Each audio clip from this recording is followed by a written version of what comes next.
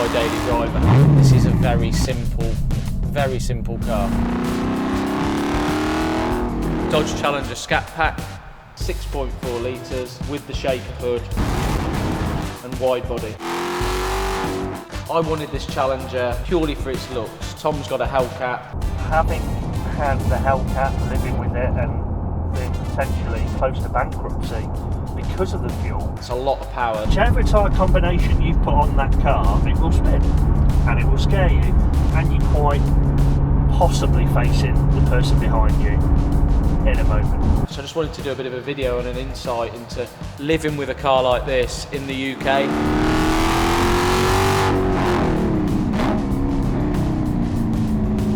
How it is on a day-to-day basis on smaller UK roads and using it as a family car even. And what better way to compare the Challenger with a Japanese import NSX? Sports car, supercar, it does it all.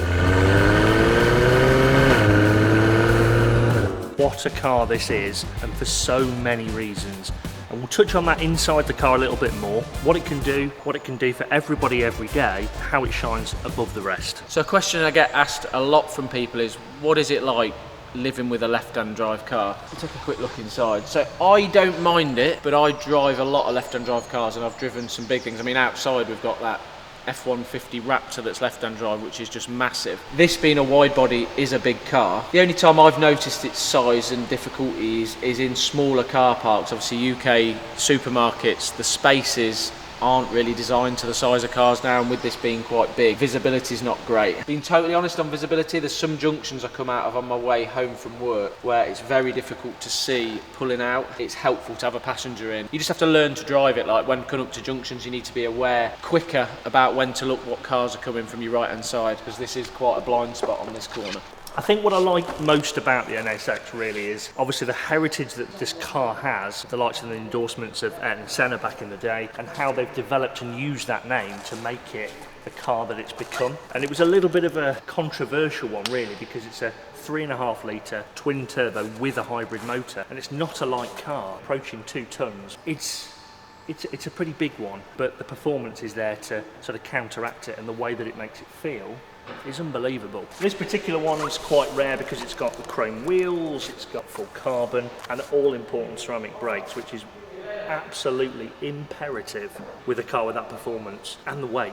People forget that. So I love driving this every day. Like, I've loved the Hellcats. We've sold a number of Dodge Challengers over the last 2 to 3 years. I just find the Hellcats a little bit too much power for everyday use. This Scat Pack appealed to me because it's got the looks. It's got the looks of the Hellcat. If anything, I think it looks a little bit more aggressive with the shaker hood on the top. And also, because it's circa 500 horsepower, you can put all of its power down. Recurring theme with me, as we know, is I love my manual transmission cars. This has got a manual box with a Hurst shifter on it. It's very easy to drive. The clutch is quite heavy. That's the only downside. But for the journey I do, I take the kids to school in this in the morning. It's sort of a 10-mile round trip. Lovely country lanes. It's just a great thing. Makes a great noise, gets loads of good attention. The kids absolutely love it, all their friends love it. Like, even over supercars and things that I've taken to their school before, this just seems to get a lot more attention and good attention. When I've driven supercars in the past, they can bring a lot of jealousy on, particularly things like Ferraris. Like, I've had a lot of negative attention from them, whereas this just seems to be loved by everyone that sees it. Ladies come up and just say like, oh, what a fantastic looking car. Different vibe with if you're in a supercar. I think one of the biggest things that I absolutely love about this, how ergonomic everything is, and to be honest, let's talk frankly, that's what Honda probably shine at. The likes of their mass-produced cars, the Civics, the CR-Vs, the Integras of old and things, and they've carried a lot of that over, so it's just super easy to be in. The driving position is excellent. The comfort of the seat is excellent. The functionality of things, the performance, but also the ability of the car in terms of miles per gallon and servicing and things is all just absolutely superb. Obviously in this video we are doing muscle versus import theme. They're so different, the two cars we've been out and driven. Like, I've spent a lot of time in that Honda NSX, whereas obviously this is my daily driver car. The NSX is just, on a B road like this thing wouldn't see where it went. Like that NSX, the performance on any road in the wet, like, it's just gone. Totally reliable. I mean, yeah, touch wood, this has been very reliable. So realistically, because I've got a muscle car myself, so I'm team muscle as it were. This has probably got to live up to some big expectations in comparison of living with something like that. There's a lot of drawbacks to living with an American muscle car and a lot of pros to this and vice versa. So I want to understand, get under the skin of it just a little bit more as to what I prefer and why. So let's get her fired up, let's go out for a drive and experience and try and nail down those pros, cons and everything in between.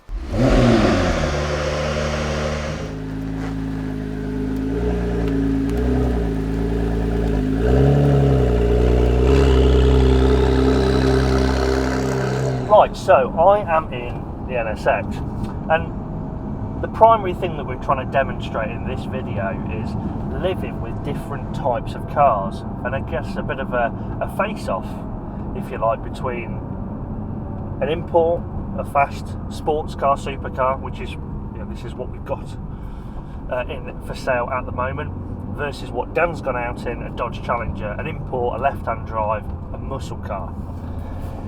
And obviously there are lots of pros and cons of both cars. There's drawbacks for every single car dependent on what you're looking for. And these two types of car are very different. So this is a 2-seater, that's a 4-seater. That's manual, this is auto. This is more focused for track driving, fast road driving, whereas the Challenger is more of a point and squirt in a straight line, in my opinion. Now, as I mentioned earlier on, this is probably one of the hardest comparisons for me to make, simply because I enjoy a massive eclectic mix of cars, but as it stands today, the car that I own as my toy is a Challenger Hellcat, a 6.2 supercharged 700 horsepower left-hand drive ridiculous American car. I love it, but that doesn't mean I don't love this, and I love this more for other reasons.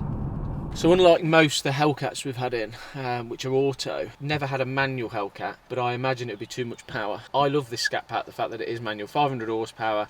I think it's a nice number to be able to use that sort of power with this gearbox. A Hellcat would be just bananas with a manual box in it. This has got a Hurst shifter, so like I was saying earlier, it's quite a heavy clutch, but the shift through this, it's just, it's so mechanical. It's short, it's direct, and it does, it adds to the experience whenever I'm driving it. Like, it makes me want to change gear. Unlike a Hellcat where you can plant your foot at 50 mile an hour and it will leave 200 or 300 meters of 11s up the road and cover everyone in smoke behind, this can just puts all the power down. Even in first, this doesn't really seem to break traction with the size of the rear tyres on it. It is, it's fabulous. Okay, so the pros of this versus an American car, so the Pro import sports car, usable, daily, toy, whatever you want it to be. The point is, this can do it all. Well, that's what I think. Now, this is a 9-speed automatic gearbox, which is absolutely silky smooth. It is incredibly easy to drive all of the time, anywhere, in just a normal drive mode, in normal setup, even with the hybrid motor working. So actually, you can go around town and things with the engine off if you want, in quiet mode, where it'll just give you that nice cruising, moving around at slow speeds with no antisocial noise, no drawbacks, and actually you're not using any fuel. I don't know, you don't buy a car like this, and we're not saying that this is for an eco drive or anything like this, but that is a very, very nice thing. Now, in comparison, the American muscle cars, and particularly the car that Dan is in, the Dodge Challenger, is a manual box, and whilst it's an absolute beast and a pleasure to drive, it's very, it's very old school, it's very simple, it's very mechanical, and that, to me, doesn't make it a massively pleasurable place to be when you're doing slower speeds, manoeuvring and things like that, whereas this is. It's my first time doing this, but we'll take my Scat Pack out. As soon as I jump in this, it feels special. Not a fan of electronic handbrake though. It'd be so much nicer to have a proper handbrake in the middle.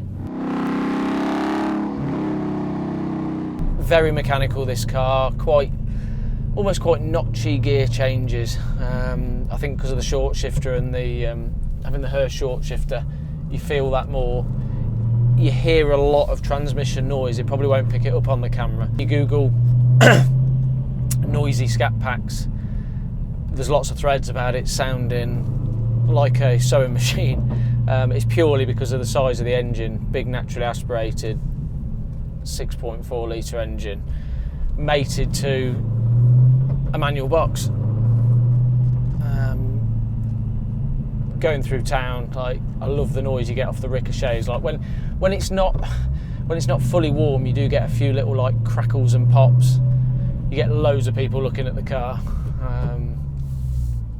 Unlike the Honda NSX, which, like I say, you get people that look at it sort of almost after you go past. You get looks as soon as you're driving past people, and then people are also turned around gawping when you check them in the mirror as well. If you only need 2 seats, now I'm 6'2", 6'3", and I've got loads and loads of headroom. I've got loads of width here. I've got an incredibly comfortable seat that's heated. I've got very, very thought through ergonomic switches and buttons and infotainment system in the steering wheel. Now that's primarily been put in there because they've been pulled out of other cars.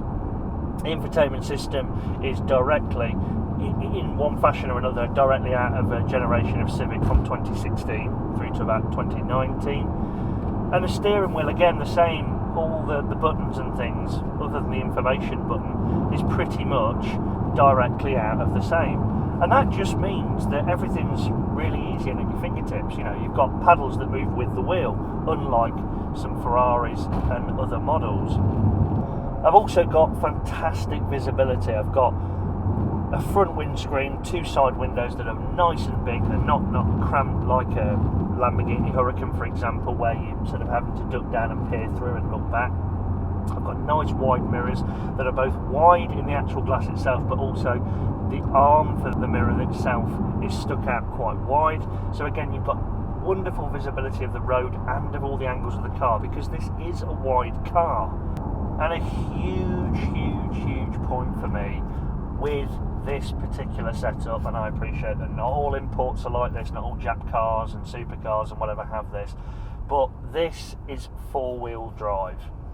It's 4-wheel drive sitting on Michelin Pilot 4S tyres. Probably one of my favourite tyres. No, it's my favourite road tyre, it is, and probably one of the best renowned and readily available tyres out there.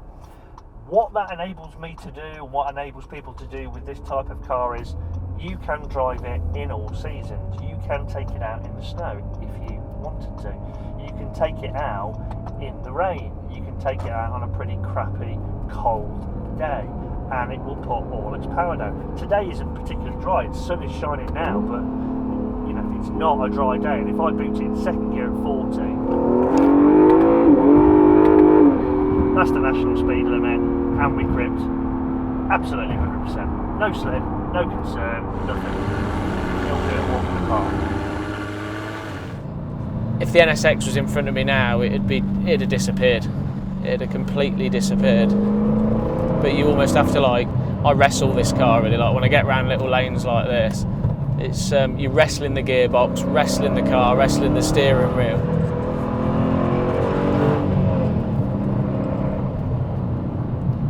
But it does handle okay. Like a lot of people say, oh, you can't show an American car a corner. This is very good, and that the Camaro ZL1 I've bought is even better.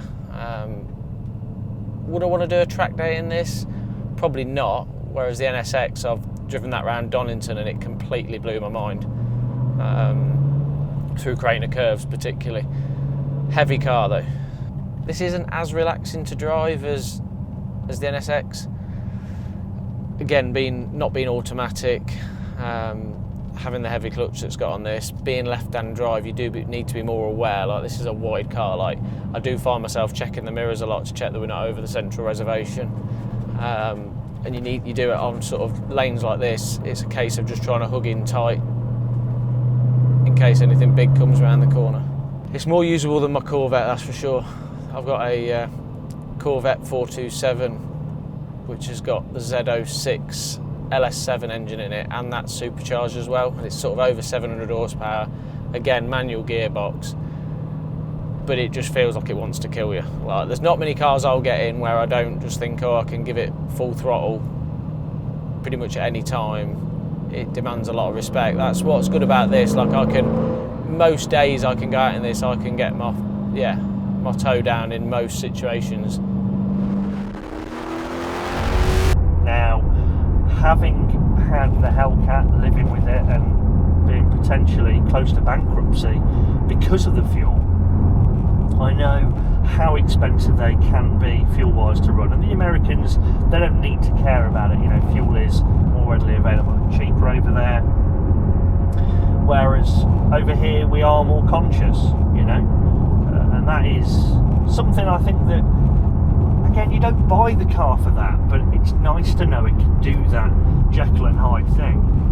And I've personally driven this car on a longer journey in the past, and I've seen over 30 to the gallon as an average. That's not instant consumption. That's not, oh, I've sat at 60 on the motorway. No, it can actually do it, and it can do it really easily.